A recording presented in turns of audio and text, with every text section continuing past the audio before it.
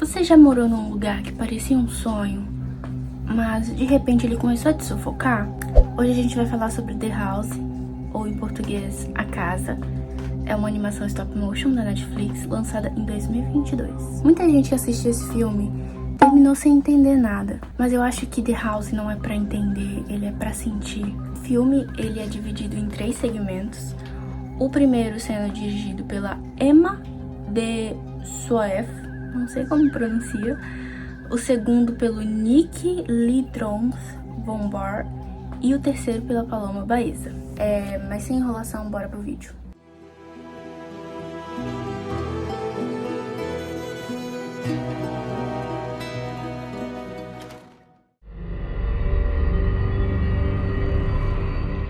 Na primeira parte, vai se passar assim num passado antigo, lá por volta de 1800, como se fosse um conto antigo. A gente vai acompanhar a história da Mabel, da Isobel, do pai Raymond e da mãe Penny. Num certo dia, uns parentes ricos dessa família, que é uma família pobre, vão visitar eles, né? E fica um clima esquisito na casa, porque eles são pobres e os parentes são ricos, então fica com aquele, né, um climinha chato.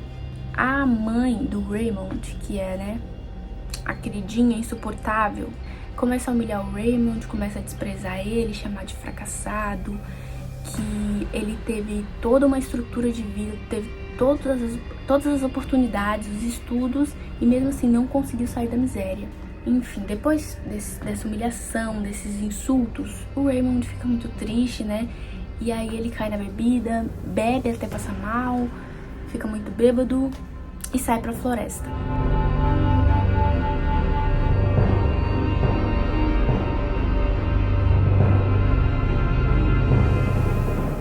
Nessa caminhadinha da floresta, ele encontra um arquiteto misterioso, que eu não consigo pronunciar o nome dele, então eu vou chamar só de Sr. Van. O Sr. Van oferece um contrato muito esquisito, assim. Eles vão ganhar uma casa linda, bonita, e a única coisa que eles precisam é só morar nela. Esquisito, né? A própria mãe da família, a Penny, começa a desconfiar e acha isso muito esquisito. Como assim a gente vai ganhar uma casa grande, linda, sem nada em troca? Esquisito, né? O funcionário do Sr. Van vai na casa deles, leva o contrato pra eles assinarem, e a Penny fica muito desconfiada, obviamente. E aí ela pergunta, tipo assim, mas a gente não precisa dar nada em troca? Como assim a gente não precisa dar nada em troca por uma casa tão grande, linda dessas? E aí esse funcionário, o Thomas, responde exatamente assim: o Sr. Van não liga pra dinheiro, porque ele é um grande artista. O que o Sr. Van quer é satisfazer a sua criatividade. Então, né, a família se muda pra essa nova casa.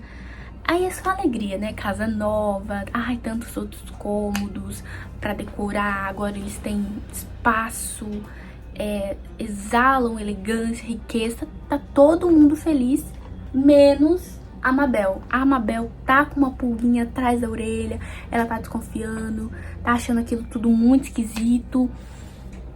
E ela tá certa. E a partir daqui, o pai Raymond e a mãe Penny começam a ficar consumidos pela casa. Tem uma cena que eles estão na hora do jantar ali, e aí as luzes da casa ligam e eles ficam completamente fascinados. Mas não é fascinado de um jeito bom, eles ficam hipnotizados pelas luzes da casa e não conseguem nem mais, tipo, nem falar com as filhas. A Mabel que coloca a Isabel pra dormir. Um detalhe importante é que no começo do filme é mostrado, assim, que a mãe gosta muito de costurar e o pai gosta muito de olhar a lareira, né? Ali nos momentinhos que tá tudo em paz, né? Eles gostam de fazer isso. E assim, com uma casa grande, móveis de qualidade, é para eles agora, né, tá fazendo seus hobbies com prazer, com alegria. Mas a Penny, a mãe, tá costurando com uma cara de dor, como se ela não quisesse mais costurar, ela não gostasse mais de costurar, ela tá fazendo aquilo ali por obrigação, não é mais por prazer. O clima da casa tá tão estranho que até o que eles mais gostavam de fazer tá desconfortável.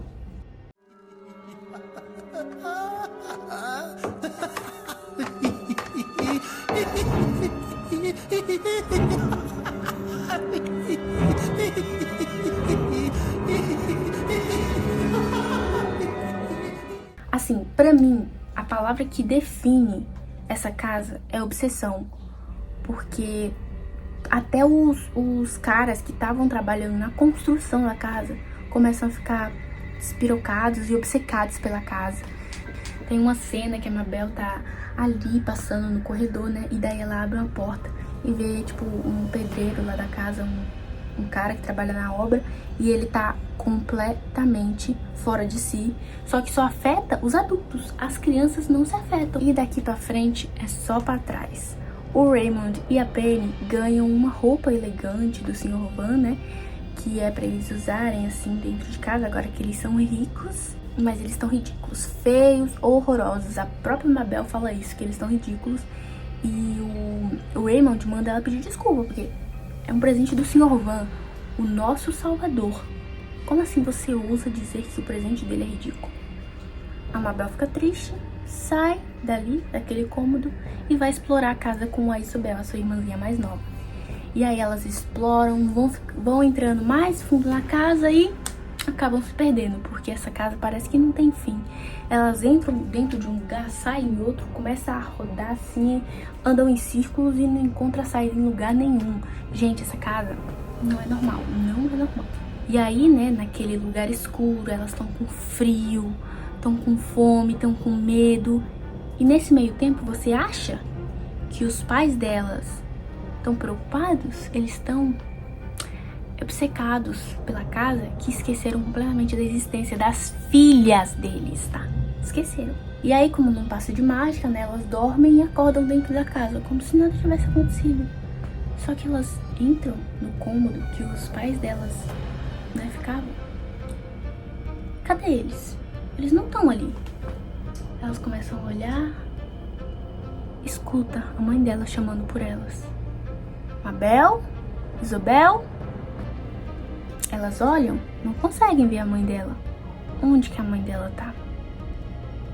A mãe, Penny, virou a cortina daquele salão. E o pai, o Raymond, virou uma cadeira. Isso mesmo, meus queridos. Eles viraram parte da casa. Não era isso que eles queriam? Fazer parte daquela casa? Bem, agora eles são. Enfim, depois dessa descoberta horrorosa e traumatizante, o fogo toma conta do lugar. Como um último ato assim de mãe, a Penny joga suas cortinas para Isabel e para Mabel conseguirem sair daquela casa, fugirem daquele destino terrível. E a primeira história termina assim, com a Mabel e a Isabel andando pela neve. Elas conseguiram fugir da casa. Será?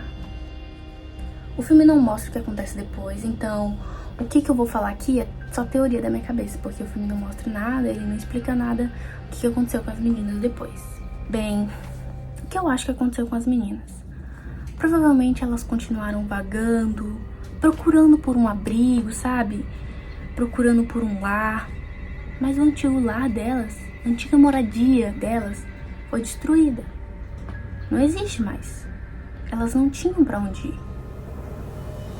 E o medo e o frio estão ali, ó, constantemente, não para. Elas estão com frio, elas estão no meio da neve, estão com medo porque os protetores delas, os pais, acabaram de falecer ali no incêndio da casa. Elas estão sem ninguém. Então, numa tentativa falha de se aquecerem, elas duas se abraçam, deitam na neve, começam a imaginar elas voltando para casa, os pais delas, lá, quietinhos dentro da casa. Começam a imaginar, pegam no sono, dormem profundamente. Desse sono profundo, elas nunca mais acordam.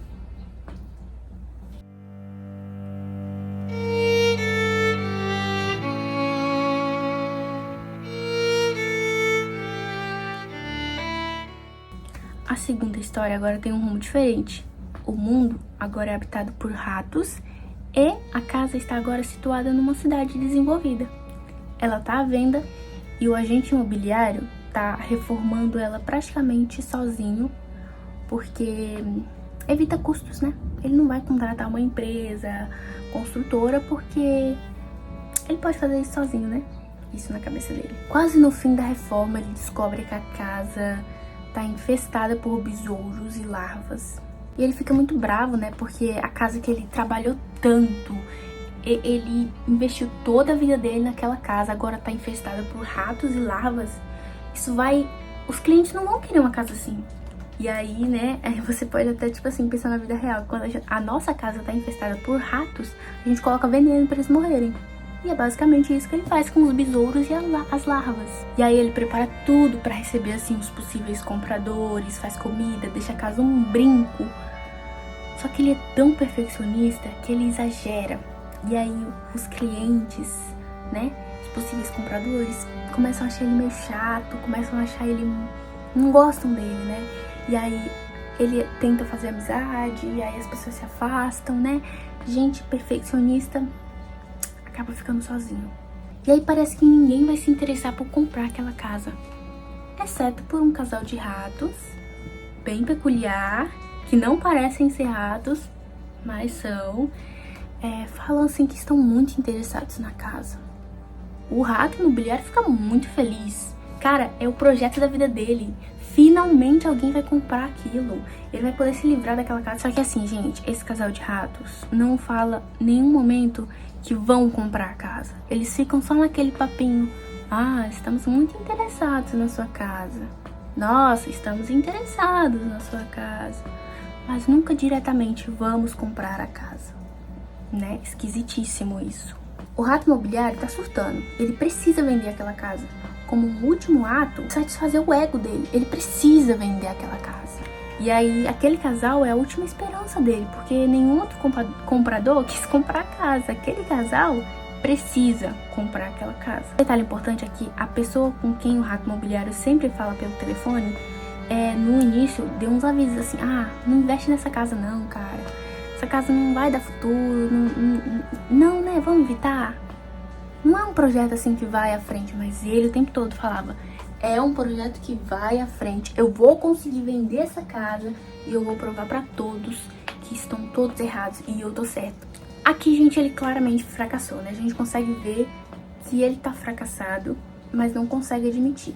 Ele sabia desde o início que vender essa casa não ia ser um trabalho fácil, provavelmente não daria certo, mas ele quis provar que ele tava certo e não conseguiu, né? Nesse momento aqui, a casa vira uma extensão do ego dele. E quando a casa cai, o ego dele também cai. E assim, nesse meio tempo, gente, o casal tá se apropriando da casa. Eles não desde aquela festa, eles não foram embora nunca. Eles começam a comer a comida da casa, começam a viver na casa, tomar banho, fazer tudo na casa, sendo que eles nem compraram. A casa não é deles. Por que eles estão se apropriando da casa? Muito esquisito, muito esquisito. E aí o rato imobiliário, numa última tentativa de expulsar aquele casal daquela casa, ele pega um inseticida, assim, ele vai jogar no casal, ele acaba inalando o inseticida, desmaia, vai parar no hospital. Aí o casal de rato chega, leva ele pra casa e eles vivem como uma família feliz. Aqui eu vou falar o que eu acho que aconteceu. O rato imobiliário estava tão obcecado, mas tão obcecado pelo trabalho, para reformar a casa, para provar para os outros que ele estava certo, que a mente dele simplesmente apagou.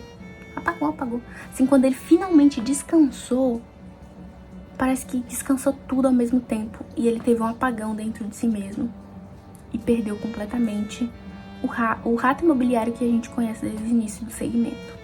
Ou talvez ele tenha inalado uma quantidade absurda de inseticida e tenha... o cérebro dele tenha parado de funcionar. Talvez essa seja a opção mais viável do que a primeira. E assim acaba, né, o segundo segmento. Pra mim, esse é o pior segmento dos três. A pior história dos três. Tipo assim, não é ruim, mas é que não é interessante igual a primeira, que a primeira é muito legal. A terceira é legalzinha também, mas essa segunda eu não gosto muito. Enfim, mas agora a gente vai pra terceira história.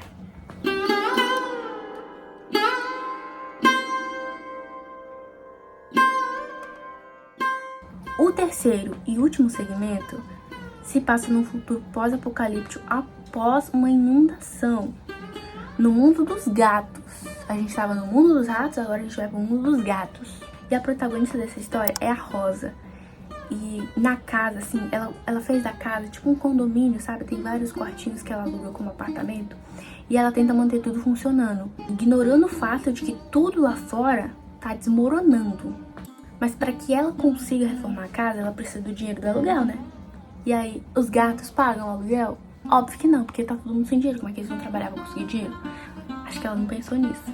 A minha personagem favorita dessa história é a gata mística, nossa. Enfim, mas a gata mística tem um namorado, ou como ela diz, um parceiro espiritual, o Cosmo. E esse Cosmo vai ser importante pra história. O Cosmo oferece os seus serviços em troca de moradia, né? E a Rosa aceita, ela fica toda feliz, porque finalmente tem alguém apoiando ela nessa reforma da casa. Porque até então, os inquilinos dela sempre falaram assim, Rosa, deixa seus irmãos, vamos fugir dessa inundação, vamos construir um barco, vamos para outro lugar, vamos embora. Ninguém nunca apoiou ela nessa ideia. Mas o Cosmo aparentemente está apoiando. Na manhã seguinte, a Rosa tem uma grande surpresa.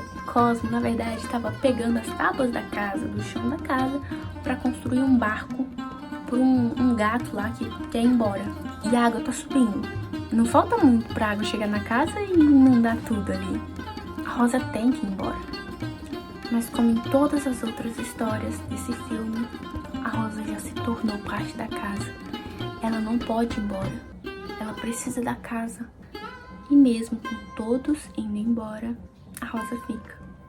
E aqui pra mim a Rosa, ela tem muito esse negócio do medo da mudança, do apego ao passado, do medo de deixar ir, sabe? Ela representa muito essa ideia pra mim. Mas enfim, nesse segmento diferente dos outros segmentos, aqui a história oferece um sentimento diferente.